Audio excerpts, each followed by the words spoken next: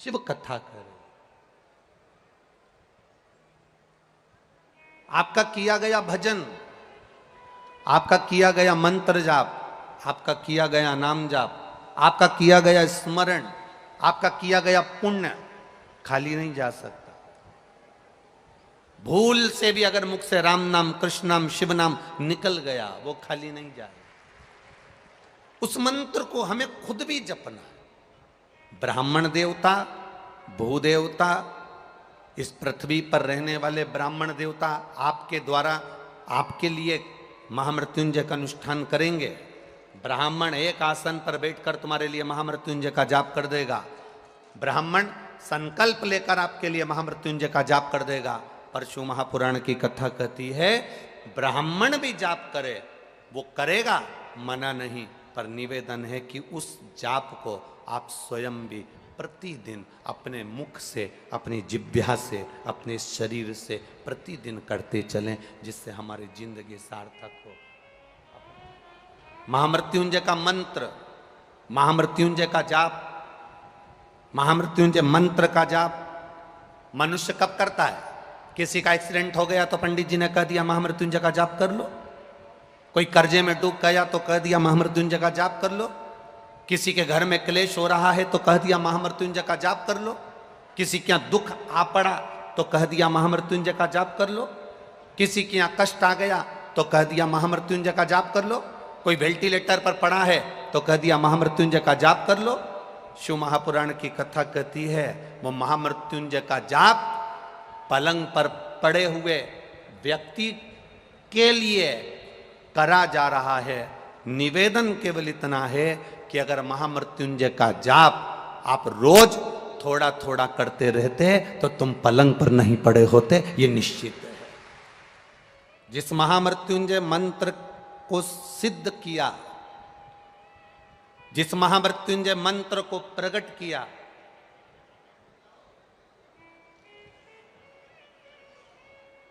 वो महामृत्युंजय मंत्र साधारण नहीं।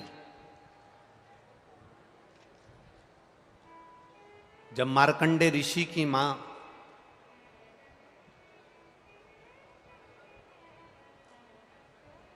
महर्षि मार्कंडे जी की मां मृदुति, जब मार्कंडे जी गर्भ में थे, जब उनके यहां संतान नहीं हुई, कई साल निकल गए, कई वर्ष।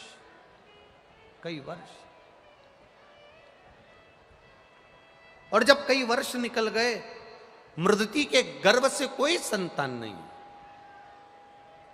मृदुति के गर्भ से कोई औलाद, कोई संतान नहीं, कई साल निकल गए।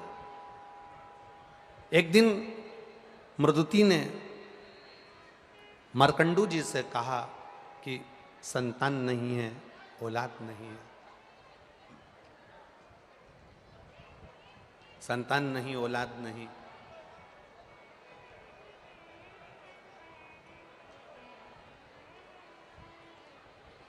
मैं क्या करूं कि मेरे गर्भ से संतान की प्राप्ति हो?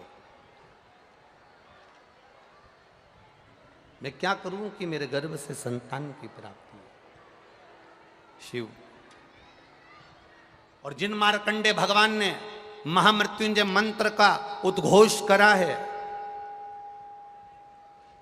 जिन मार्कंडे भगवान ने महामृत्युंजय मंत्र का जाप करा है, जिन मार्कंडे भगवान की उम्र 12 वर्ष की और प्राण छूटने के लिए अंतिम समय में पिता के चरणों में जाकर गिर गए, मां के चरणों में जाकर गिर गए, और माता ने कह दिया केवल शिव नाम का जाप करिए,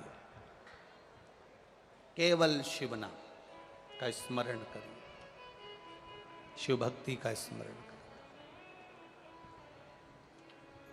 मार्कंडे ऋषि की मां मृदुति मार्कंडू जी से कहती हैं कि मेरे गर्भ से संतान नहीं है, संतान का सुख नहीं है, कई साल निकल गए, कई साल। एक मार्कंडू ऋषि के घर में भी संतान हो रही है तो अल्पायु हो रही है।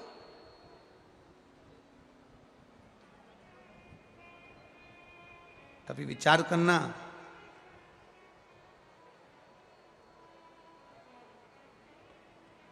कभी अपनी बुद्धि में उतारिएगा कि मार्कंडू ऋषि के घर में संतान, एक ऋषि, संत, साधु, सन्यासी, तपस्वी, साधक, उपासक, विद्वान, प्रखंड पंडित, एक विद्वान से विद्वान ब्राह्मण जो सब वेद का ज्ञाता है, और उसके घर में भी अगर संतान हो रही है तो अल्पायु हो रही है। उसका कारण क्या है? केवल एक गलती मार्कंडू ऋषि के पूर्व जन्म में हो गई। कौन थे ये मार्कंडू? मार्कंडे जी के पिता मार्कंडू जी से एक गलती हो गई। मार्कंडू ऋषि पूर्व जन्म में एक व्यापारी थे, और वो व्यापारी जो दुकान चलाते, किराना बेचते, बहुत सुंदर उनकी व्यवस्थाएं चलती, उनकी धर्म पत्नी उनके साथ में रहती, सारा व्यापार संभालती, पति भी सारा व्यापार संभालते। समय निकलता गया, इनके घर में व्यापार संभालने वाला कोई बच्चा नहीं था। तब इन्होंने विचार करा कि करा क्या जाए, क्या करा जाए। तब इन्होंने विचार करा तो उनकी धर्म पत्नी बोली, एक काम करो, मेरा भाई फ्री है, मेरे भाई के पास में कोई काम नहीं है, आप मेरे भाई को अपनी दुकान पर लगा लो। पत्नी के कहने पर ये जो मार्कंडू ऋषि पूर्व समय में एक व्यापारी थे, उन्होंने अपनी पत्नी के भाई को, अपने साले को व्यापार में लगा लिया। अब साले को व्यापार में लगाया, धीरे धीरे साले ने देख लिया कि जीजाजी ने मुझे पूर्ण कार्य सौंप दिया है, सारा काम मुझे ऊपर सौंप दिया है। धीरे धीरे धीरे धीरे उस व्यापारी ने पूरा काम जब अपने साले पर छोड़ दिया, वो तीर्थ जाता, साला कमाई करता, अन्न आता, उसमें पत्थर मिला देता, जो कुछ भी बड़ा चढ़ा कर सकता था वो करा। जितने लोग पत्थर लेकर गए, जितने लोग भोजन की वस्तु लेकर गए, उसमें से जो भोजन बनाकर अपने बच्चों को खिलाया, उसमें से एक ब्राह्मण माँ के 2 पुत्र थे, वो दोनों की दोनों अधोगति में मर गए, अधोगति में मर गए। औषधि देने वाले को बुलाया, डॉक्टर को बुलाया, वैद्य को बुलाया। औषधि देने वाले ने जब औषधि दी, पता करा कि आखिर इसको हुआ क्या है, तो कहा कि इसने जो भोजन करा, इस भोजन में जरूर कोई गलत वस्तु मिली थी जिसके कारणवश तुम्हारे पुत्र मारे गए। मालूम पड़ा जिस बनिए की दुकान से सामान लाते थे, उस बनिए से जाकर कहा, सेठ जी आपके यहाँ से सामान ले जाते थे, आपके यहाँ का अन्न पाया, मेरा बच्चा, 2 बच्चे मेरे मर गए। जानकर सेठ जी ने पता लगाया कि मेरे साले ने इसमें कुछ मिला दिया था। मिलाने के कारण, मिलावट होने के कारण कई लोगों के प्राण चले गए। ब्राह्मण की पत्नी ने श्राप दे दिया, सुनो बनिए, ए व्यापारी सुन, तेरी दुकान से सामान गया, उसका जवाबदार तू है। मुझे नहीं मालूम कि तेरे साले ने मिलाया कि किसने मिलाया, तेरे दुकान से सामान गया, उसका जवाबदार तू है। इसलिए एक ब्राह्मण की मां आज तुझे श्राप देती है कि तेरे अगले जन्म में तेरे घर में जो संतान होगी वो भी ऐसी ही अधोगति में मरेगी, आधी अवस्था में जाएगी। मात्र 12 वर्ष के मार्कंडे ऋषि थे जिस समय पर उनके प्राण जाना थे। केवल एक मृदती, मार्कंडू की धर्म पत्नी, मार्कंडे जी की मां शिव की भक्ति करती थी और शिव आराधना में इतनी डूबी रहती थी, इतनी डूबी रहती थी कि अपने पति से कहा मेरे यहाँ संतान नहीं है। पति ने कहा क्यों चिंता करना, जो महादेव का भजन करता है, जो शिव भक्ति में डूबा रहता है, शंकर का गुणगान करता है, शंकर का स्मरण करता है, शंकर को 1 लोटा जल चढ़ाता है, शंकर के मंदिर तक जाता है, एक बेलपत्र जो शिव को समर्पित करता है। मार्कंडू जी ने अपनी पत्नी से कहा वो जिंदगी में कभी खाली नहीं रहता, उसकी झोली जरूर भर आती है, ये निश्चित है। सारी समस्या का हल बोल बम का नारा है। एक सहारा उसका बनाकर चलो। मार्कंडू जी ने अपनी पत्नी को समझाया, मृदुति ने अपने मन से शिव की आराधना करना प्रारंभ करी। केवल मृदुति का काम क्या था? केवल मूर्ति का काम क्या था?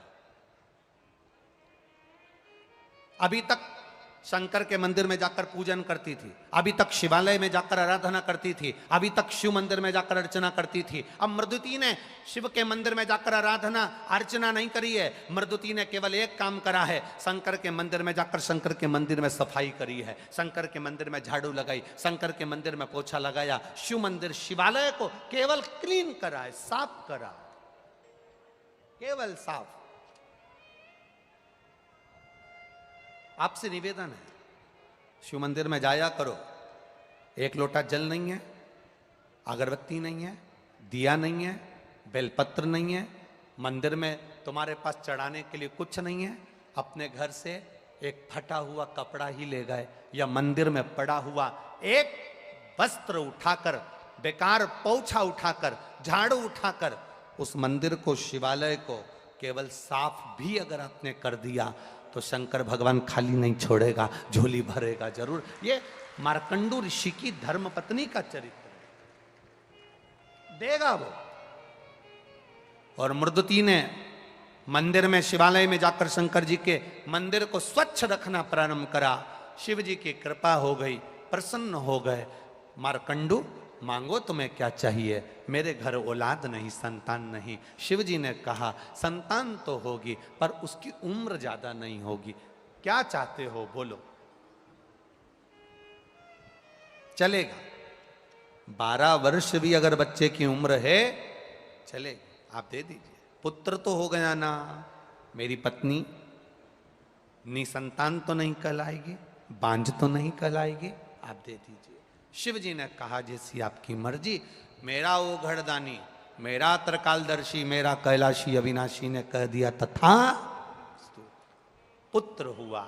मृदुति के गर्भ में जब संतान आई, मार्कंडे ऋषि आए, मृदुति ने शिव के मंदिर में सफाई भी करी और शंकर जी को चढ़ाया हुआ जल का आचमन भी करा। तो गर्भ से जो संतान जन्म ली वो बड़ी बड़ी आनंद करने वाली, शिव भक्ति में डूबने वाली।